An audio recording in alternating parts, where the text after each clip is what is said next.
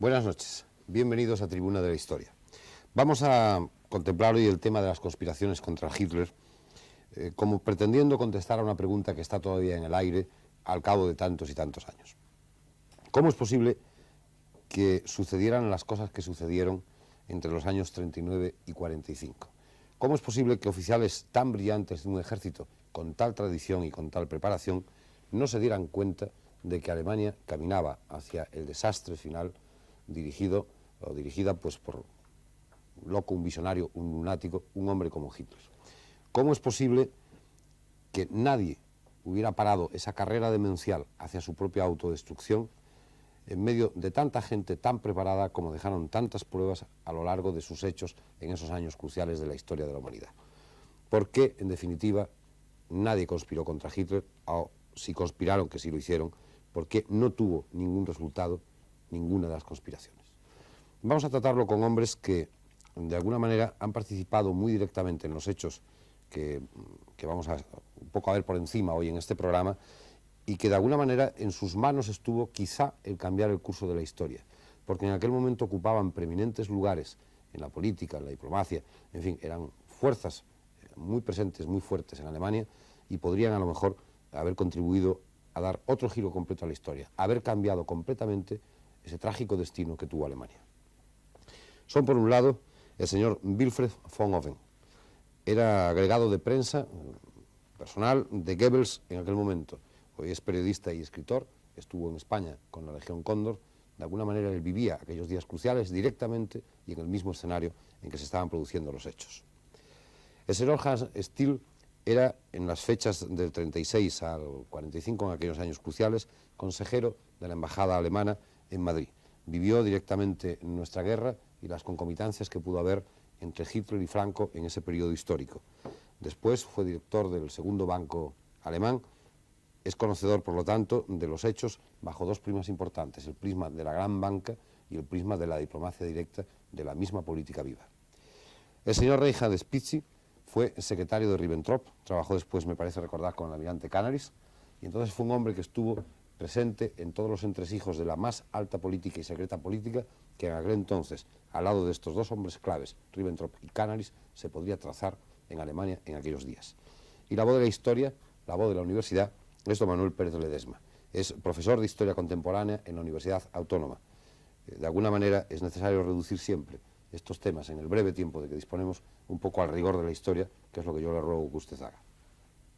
Hecha la presentación, vamos a ver unas imágenes que nos pueden centrar un poco en el escenario de las conspiraciones que se siguieron contra Hitler.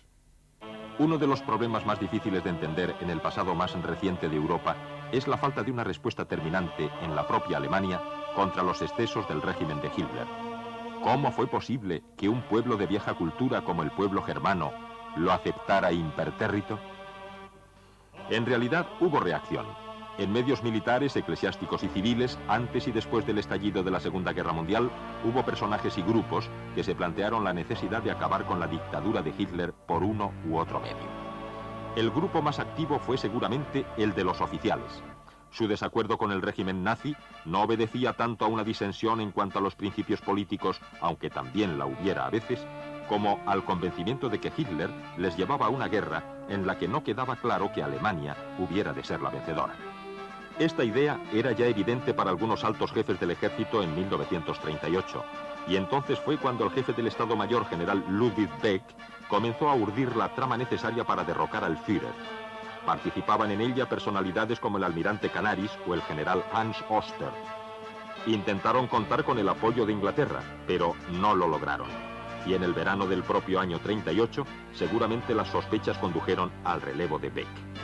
La política británica de conciliación que encarnó Chamberlain por entonces para evitar la guerra no facilitaba precisamente el éxito. La conspiración cundió también entre políticos demócratas, socialistas y comunistas, aunque fue poco eficaz. También se formaron grupos de clérigos y laicos de inspiración cristiana, protestantes y católicos, como el conde Klaus Schenk von Stauffenberg, que conspiraban buscando siempre el auxilio de Londres. Cuando estalló la guerra en 1939, la conspiración de los militares se hizo más difícil.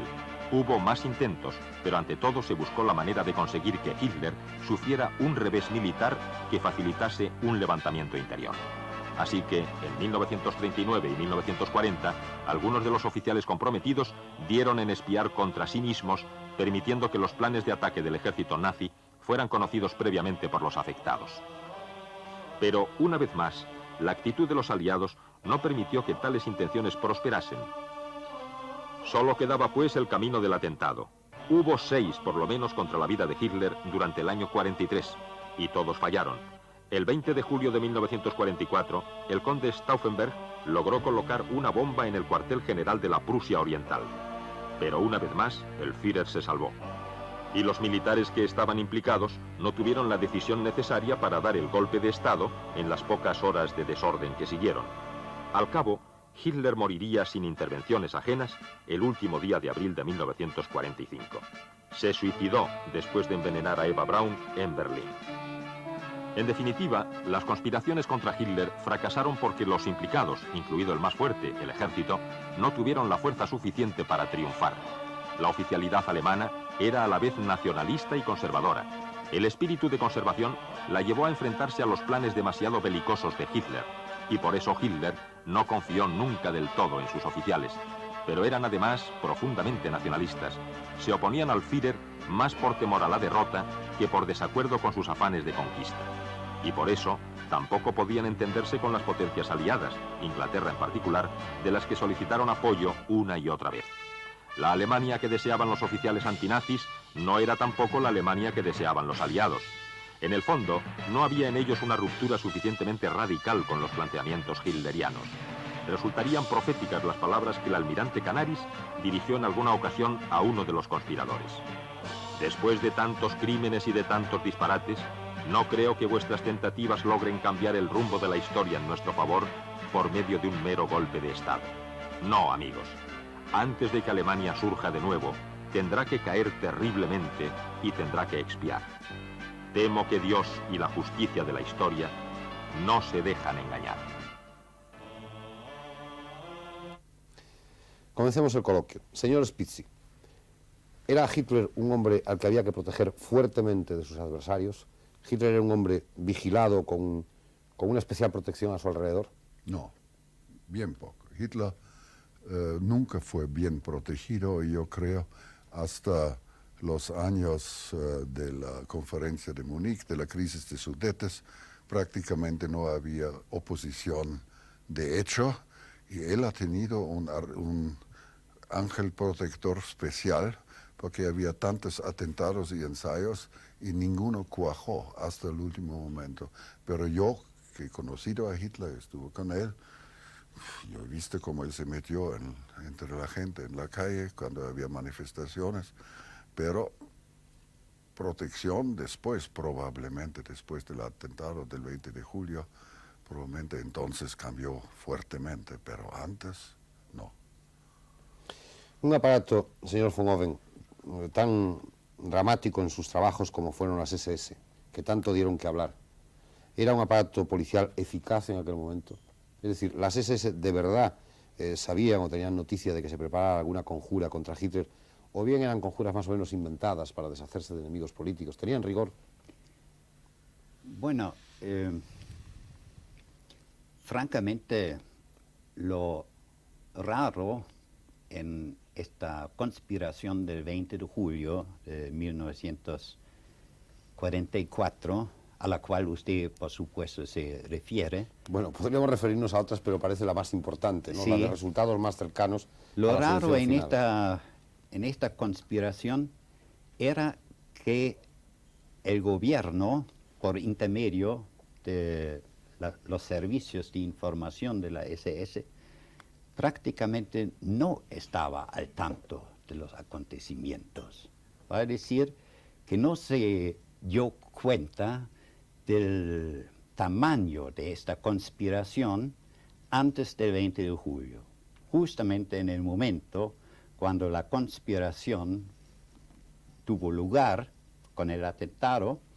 Se dio cuenta que la conspiración tenía vinculaciones tan tremendas que llegaron hasta el tope de la organización de la SS, de la SA y del aparato del Partido Nacional Socialismo. socialista mismo. Para contestar su pregunta que hizo a comenzar esta audición, yo prefiero contestar en la forma del historiador alemán, el profesor Diewald, que usó el método llamado contracronológico, para decir, comenzar con el fin. Y el fin de esta confabulación del 20 de julio era justamente en la casa del doctor Goebbels, que en este momento yo acompañé. Y a las 4 de la mañana del día siguiente, del 21 de julio, Goebbels reunió a sus colaboradores más íntimos, unos 2 o 3, y hizo una crítica de los acontecimientos. Y explicando los acontecimientos, dijo: lo extraordinario en esta conspiración era la incapacidad y el diletantismo de los conspirados. Y esto nos salvó de una cosa sumamente grave. Y esto creo que es verdad, porque con toda consideración que tengo para los conspiradores y la gente de la resistencia alemana, hay que decir muy, muy claro que los motivos de ellos seguramente eran buenos y yo no dudo de su patriotismo, pero sí de su capacidad intelectual y de su forma de proceder, que era sumamente diletante. Y eso junto con la suerte, la buena suerte que Hitler tenía en todos los atentados y todas las conspiraciones contra él, que eran, creo, en su totalidad 6, junto con esta buena suerte que tenía, esto le salvó de un desastre ya en aquel entonces, el 20 de julio de 1944. El señor von Oppen habla de resistencia. ¿Había de hecho una resistencia en Alemania contra Hitler? Creo que sí, pero es extremadamente difícil de definir la extensión o el volumen de la resistencia. Había mucha oposición. La oposición venía en primer lugar de los centros, digamos, liberal nacionales, venía naturalmente de la izquierda extrema, pero en los primeros años del gobierno de Hitler, del nacionalsocialismo, como partido que dominaba Alemania, se había eliminado mucho, especialmente de la resistencia de la izquierda marxista, de la izquierda a la outrance. Había resistencia, pero es muy difícil, a mi juicio, tirar una línea entre que era una oposición, es decir, un credo político que no estaba completamente o parcialmente de nada conforme con la política que ha seguido Hitler, es decir, con la política nacionalsocialista, y una resistencia que ya va más allá de la oposición y que está dispuesto a utilizar o a emplear medios para impedir que se siga la política del gobierno. Yo creo que en 1938, después de los grandes éxitos que ha tenido Hitler, es decir, el gobierno nacionalsocialista alemán, casi no había una resistencia. Siempre, naturalmente, había resistencia de fuera, de los emigrantes, pero dentro de Alemania casi no había. aparte de ciertos círculos del ejército, de la generalidad, que se puede definir con un nombre solamente, que es el del teniente general Beck. Pero aparte de eso había poca resistencia, porque los acontecimientos que se habían pasado y los éxitos de Hitler eran tan grandes que la gran mayoría del pueblo alemán en 1938 tal vez no era nacionalsocialista, pero era hitlerista, es decir, pro-Hitler. ¿Está usted de acuerdo, profesor? ¿Cuál es el juicio Pues, que emite la historia? Bueno, aunque mi juicio no es el juicio de la historia, que es una entidad abstracta, mi opinión personal es un tanto discrepante de la opinión del señor Hans Stiel, porque me parece que hay una serie de hechos que conviene resaltar para matizar más sus ideas. Primero, es difícil en una situación como la situación de la Alemania nazi el distinguir claramente entre oposición y resistencia. Creo que se puede hablar de oposición cuando hay unas vías que permiten la exposición política de los motivos de la oposición. Es decir, cuando hay un régimen de libertades que permite, un régimen parlamentario que permite que haya partidos, grupos, etcétera, que actúen públicamente como tal oposición. En los casos, como en el caso de la Alemania nazi, en los que no existen estas vías, realmente toda oposición se convierte de hecho en una resistencia. No hay un camino parlamentario, no hay un camino de libertades que permita que haya una oposición como en un régimen democrático, y por consiguiente me parece imposible tratar de separar una cosa de otra. En todo caso, lo que sí podríamos separar es entre resistencia pasiva y resistencia activa. Resistencia pasiva, creo que durante todo el periodo de la Alemania nazi, desde el 33 hasta el 45, hubo una fuerte resistencia pasiva en muchos círculos, que no se limitan a los círculos del ejército, sino que también incluyen, por lo menos, a amplios sectores, aunque muchas veces de forma individual, de la Iglesia, tanto de la Iglesia católica como de la Iglesia protestante, incluyen también a algunos sectores de la universidad. No todos los profesores liberales o demócratas se exilaron, muchos quedaron, y muchos estudiantes pervivieron, por lo menos en una actitud de resistencia pasiva. Incluye, por supuesto, a las organizaciones de izquierda, tanto socialistas, tanto al Partido Socialista o al Partido Socialdemócrata como al Partido Comunista. Pero además hay un segundo dato importante, y es que, como ocurre en regímenes similares, la oposición, podemos decir que su sitio, o la resistencia, que su sitio primero durante todo el periodo nazi fue la cárcel.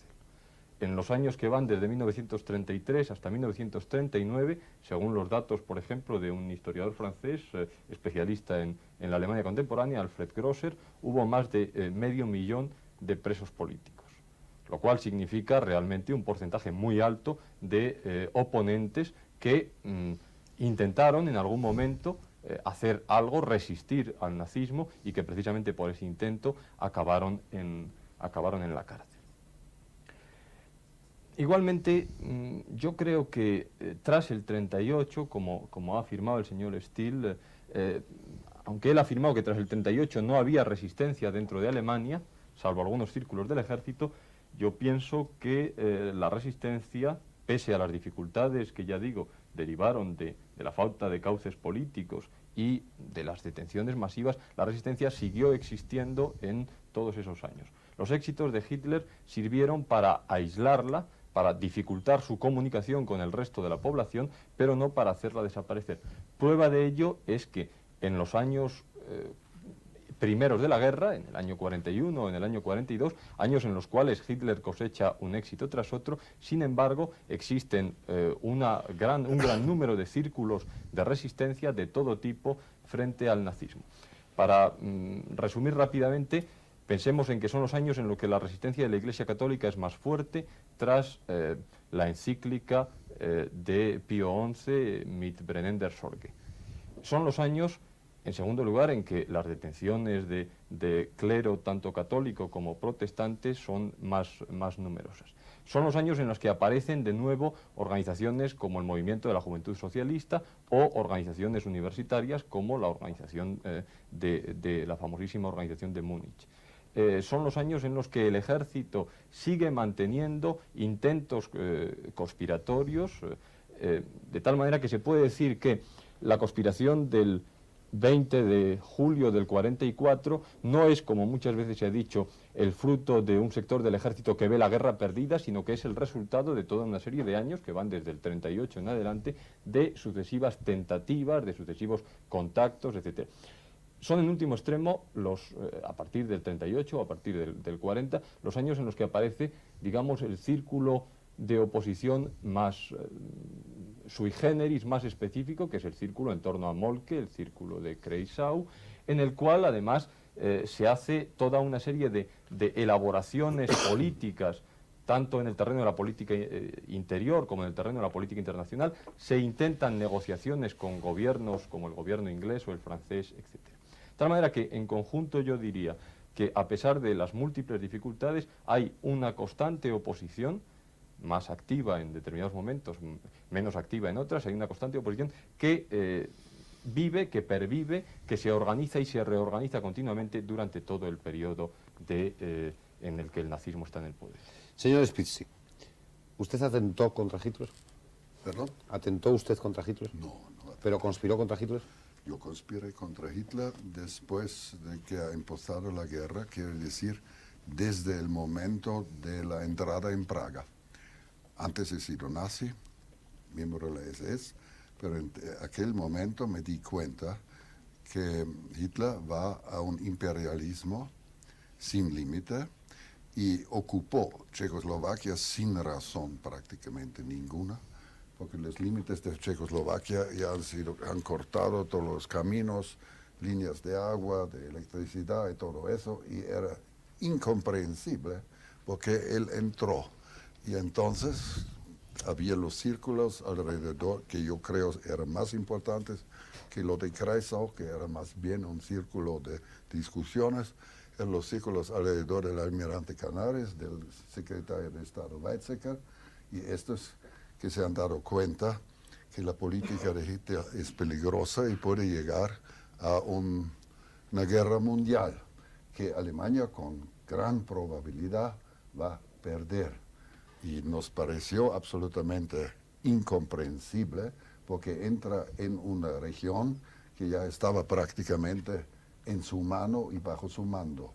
Y entonces, anteriormente yo he salido de Asuntos Exteriores, yo he sido secretario de Ribbentrop y no quiso más y entré en la industria norteamericana. Ahora, en la guerra misma había entonces varios tentativos, pero estos no cuajaron porque había el atentado de Elstler en el Bürgerbräu-Keller, que cortó todos los otros preparativos porque era sorpresa. Era un atentado de un hombre solitario. Y lo malo era que... ¿Cómo era?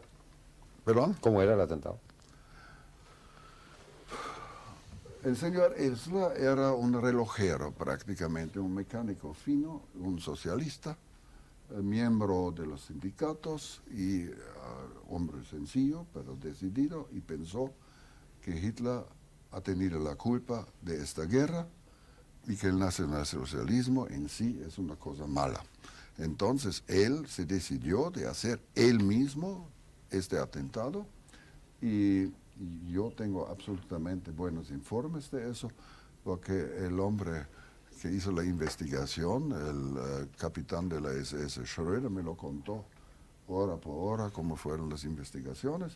Él se hizo encerrar en esta cervecería durante 2 meses, estudió todos los movimientos de las camareras y todo lo que pasó, y al fin y al cabo empezó a hacer un hueco en una columna que soportaba todo el techo. Y como él sabía que Hitler, por razones de tradición, hizo cada año, el mismo día, a la misma hora, un discurso de más o menos 2 horas, él metió en esta columna una bomba con 2 detonadores y lo cerró.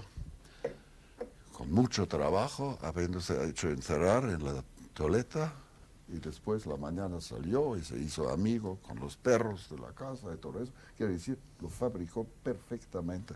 Y volvió a escuchar si los 2 relojes funcionan. Volvió 2 veces.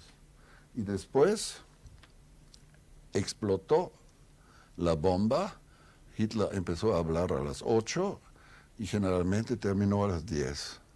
Entonces él pensó, la bomba tiene que explotar a las 9. Por si acaso Hitler llega tarde. Pero Hitler no le gustó esta reunión. Yo lo sé del señor Hever, que ha sido su embajador en el estado personal. Me lo contó que Hitler estaba muy inquieto, como presintiendo una cosa rara. Y además no le gustó esta reunión con sus antiguos amigos del partido que han sido de tercera categoría, que se reunieron allá. Y se fue a los 20 minutos. Y entonces explotó la bomba, arrasó con una cantidad de gente sin importancia. Y este señor Elsler fue captado en la frontera de Suiza y sin necesidad confesó. Y después Hitler y Himmler no creyeron que era una cosa particular de él y querían conectar eso con con una gran conjura bajo el mando de Churchill, y conservaron a Elsler con muy buen trato en un campo de concentración para prepararle bien para un juicio internacional como, digamos, Nuremberg, después de la guerra, comprobando que los aliados han trabajado con bombas y con conjuras.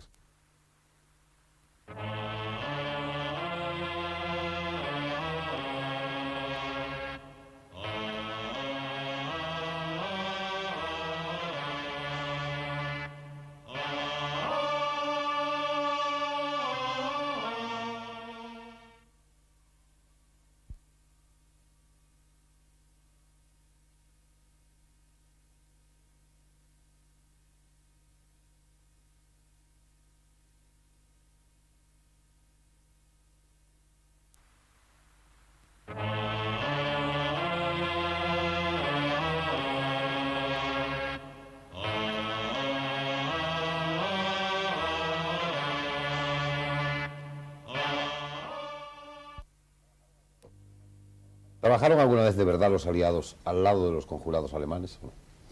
O sea, ¿qué hacían mientras tanto los que tendrían más interés? Bueno, sí, porque, por ejemplo, por lo menos una de las bombas que fueron usadas en contra de Hitler era de procedencia inglesa. Claro que no los ingleses entregaron la bomba a los conjurados, sino era una bomba que el general Stief, uno de los confabulados, consiguió desde los archivos donde se conservaba como prueba de las bombas que entregaron los aliados, los ingleses, a la resistencia en los países ocupados por la Wehrmacht. En todo caso, y esto es un hecho cierto, hubo muchos contactos entre los líderes de la resistencia alemana con los aliados. Esto el amigo Spitzi me va a confirmar. Así que hubo estos contactos, y lo que mi antiguo jefe, el doctor Goebbels, llamó el diletantismo y la incapacidad de los conjurados era justamente que estos contactos no llegaron a una promesa fija de los aliados de ayudarles a los confabulados. Al contrario, dijeron, bueno, hacen lo que pueden, hacen su resistencia, hacen un atentado, hagan cualquier cosa, pero no van a tener ninguna promesa de parte nuestra. Y esto era, bueno, cierta ligereza de los confabulados y cierta incapacidad. Sí. Sí, bueno, interrumpiendo, querría matizar también un poco estas afirmaciones, porque según el señor von Oven estaba hablando, me estaba acordando de un análisis que hace un historiador, me parece de origen griego, pero que vive en Inglaterra, perdón, que es Calvo Coresi, en un libro sobre la Segunda Guerra Mundial, en el que aborda el problema de por qué los aliados no ayudaron o ayudaron mínimamente a los conspiradores. Y utiliza varias razones que me parecen de cierto peso y dignas de tener en consideración. No ayudaron a los conspiradores, en primer lugar, porque las posiciones de los conspiradores, yo no diría tanto por diletantismo, sino por convicciones ideológicas, porque las posiciones de los conspiradores no eran muy claras con respecto al futuro de Europa. El sector más conservador de la conspiración, el sector en torno a Beck, por ejemplo, seguía pensando en la recuperación de los límites alemanes antes de la guerra del 14, seguía pensando en la revisión del Tratado de Versalles. Y en ese sentido eran más próximos al nacionalsocialismo que a las posiciones de los aliados. Para Inglaterra no era útil el colaborar con unos conspiradores que seguían defendiendo el Anschluss. Por otro lado, parece claro que la guerra no era solo una guerra contra el nazismo, que la guerra, de alguna manera, había un sentimiento anti-alemán fuerte que en Inglaterra o en Francia tuvo su importancia, y un sentimiento anti-alemán, un temor de los gobiernos aliados de que Alemania, aún con otro gobierno, seguiría intentando conseguir un dominio sobre Europa. Entonces, en virtud de estas causas, fue por lo que me parece, y ya digo, me remito a Calvo Coresi, que vivió también muy de cerca muchas de estas cosas porque estaba en Inglaterra, en el servicio secreto en Londres. En virtud de estas causas fue por lo que no hubo ayudas directas o no hubo promesas claras de los aliados a los conspiradores. Lo que quizá podría ser más discutible es la acusación de incapacidad o de diletantismo a los conjurados. Yo creo que tuvieron una especial mala suerte, en concreto el 20 de julio, pues la famosa maleta que queda al lado de Hitler, pero que luego al parecer alguien la desplaza y la lleva a un extremo de la sala donde está reunido Hitler con los jefes del Estado Mayor en el cuartel general de Prusia Oriental, que al explotar entonces no afecta a Hitler. Y bueno, ese es un factor, diríamos, en buena medida aleatorio. Hubo también errores, por supuesto, pero la conspiración parecía bien tramada y solo un pequeño factor de suerte impidió que, de hecho, el mismo señor von Oven ha reconocido que nadie en el gobierno tenía ni la más remota idea de la trama de la conspiración, lo cual es evidentemente un factor de éxito posible de la misma. ¿Dónde estaba entonces la buena suerte, señor Spitzi? ¿De Hitler? De Hitler.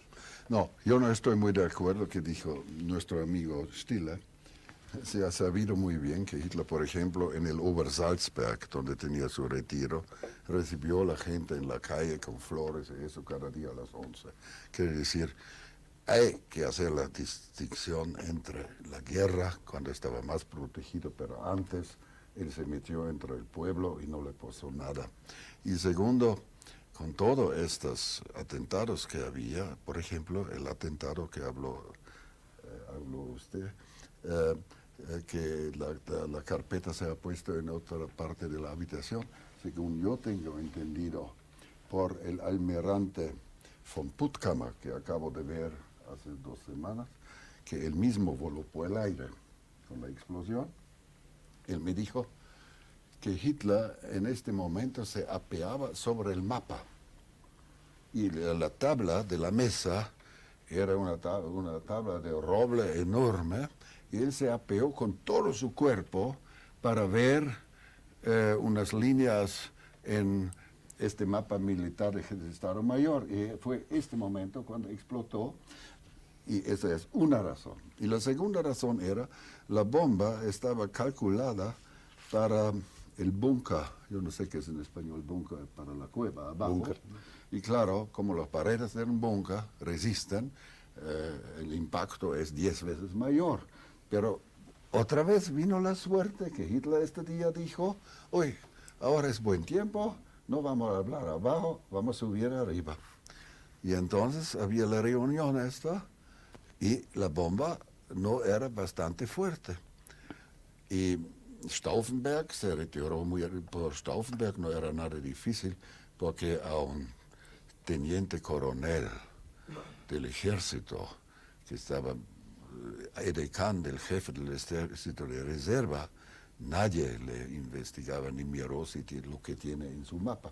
Desde luego, después del atentado, todo el mundo fue bien mirado, pero hasta entonces él hubiera podido traer lo que quiere. Pero había otro atentado, el de Schlabrendorf y Tresco, que me parece un atentado bastante inteligentemente organizado, fue de poner una caja de coñac en el avión de Hitler para el gran edecán de Hitler en Berlín, que coñac francés, fueron el general Tresco y el comandante Stauffenberg al edecán de viaje.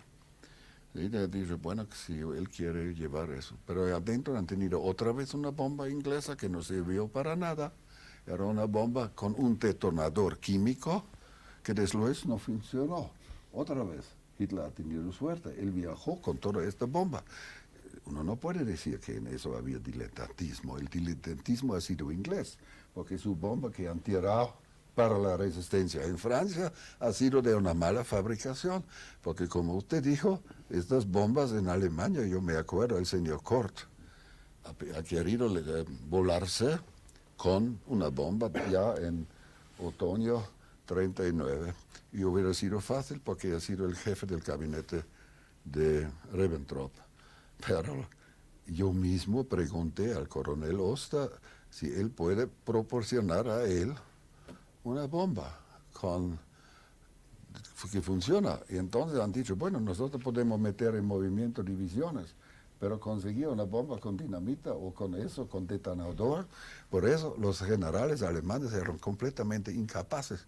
Y además, mi propia impresión, que muchos generales de la resistencia que yo he conocido han sido unos papanatas en este asunto de revolución, porque prácticamente para eso no sirvieron y no han sido los más capacitados, porque los más capacitados han estado en el frente, y la idea que un teniente general Beck procure una bomba, eso era inimaginable, y hasta que había discusiones si moralmente se puede hacer un atentado contra Hitler, cosa que me pareció completamente tonta, porque Hitler, para quitar a un dictador o un tirano, no hay otra solución que la muerte, si no es un autogol. Por ejemplo, Donani y esta gente quisieron que se lo lleve preso, algunos querían entregarlo a los aliados y todo eso hubiera sido una vergüenza para Alemania. La única manera buena hubiera sido atentado, muerte y quemar todos los papeles. No solamente a él, para 20 más. Y 20 más, y eso, y terminar, y no como, por ejemplo, hizo Nixon, no quemar las cintas. Quiere decir, quemar todas las actas y todo lo que había. Pero ellos, por ejemplo, Donani, que es el padre del ministro ahora, ¿no? Ha tenido una caja fuerte enorme, lleno de papeles y con cosas que él quería leer al pueblo alemán, pero después de un atentado eso, hubiera sido necesario decir que Hitler cayó bajo un atentado inglés, ¿no? Y ahora el gobierno, el ejército va a tomar el mando y a ver si puede terminar la guerra y a instaurar una cosa democrática. Pero eso de ir a la radio y empezar a leer largas actas y eso era ridículo, y eso costó la vida a los 5.000 conspirados después, porque se encontraron todos los papeles por culpa del señor Donani, y gracias a Dios, yo he quemado mis papeles a tiempo, si no me hubiera tocado también, ¿no? Pero era con una ligereza Sí. sin par, Sí. ¿no?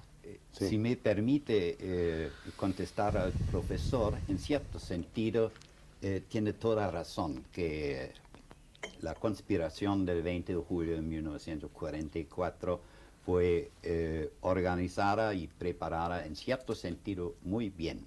Para decir, por ejemplo, que eligieron justamente al conde Stauffenberg, que era el hombre que tenía en sus manos las reservas del ejército de reserva, y Hitler en estos días preguntaba diariamente dónde pudo conseguir un batallón solamente.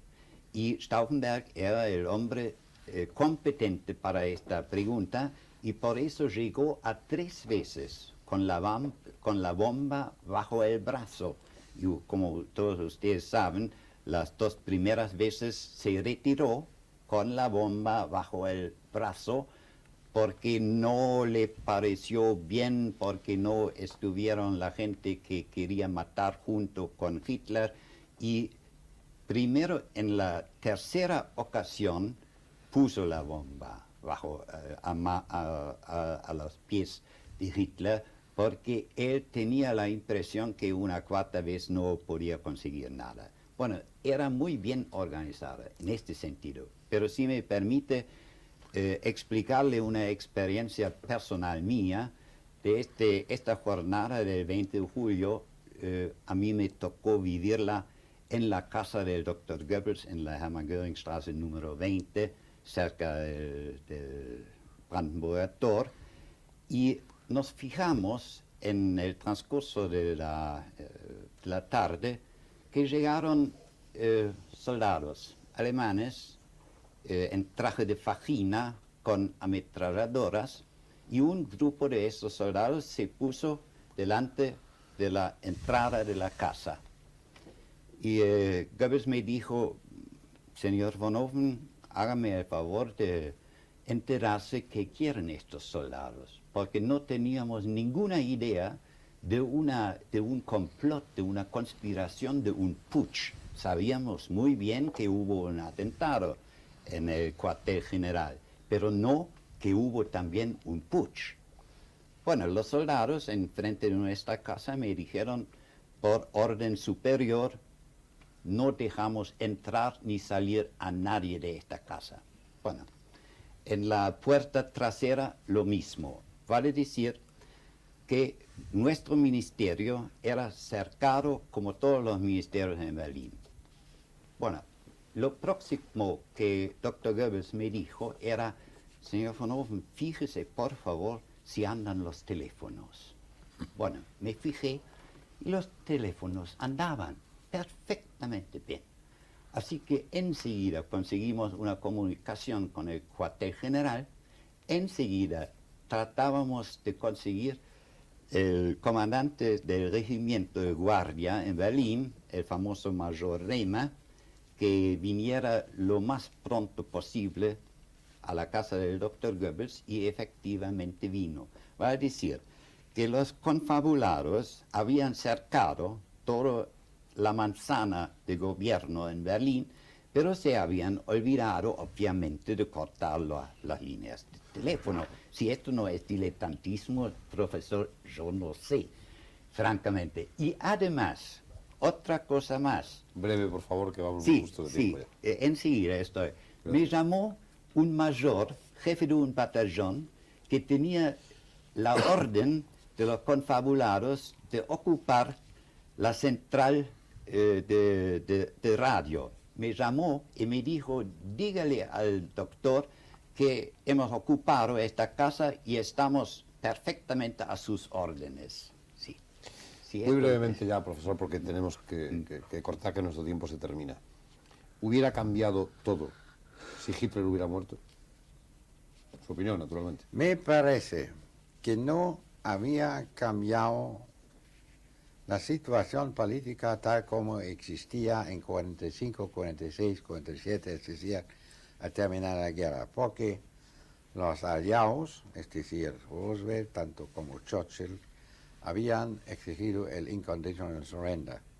Y si con la muerte de Hitler, la muerte de 50, 60, con 200 de sus más íntimos colaboradores, ellos, es decir, nuestros los estados opuestos a nosotros en la guerra, habían exigido el surrender incondicional La rendición y incondicional. no se había cambiado nada.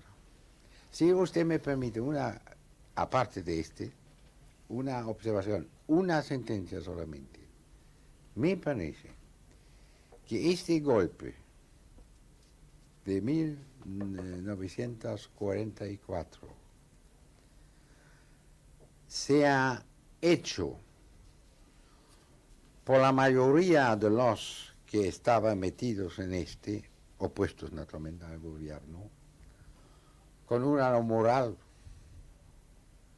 con una ética casi absoluta,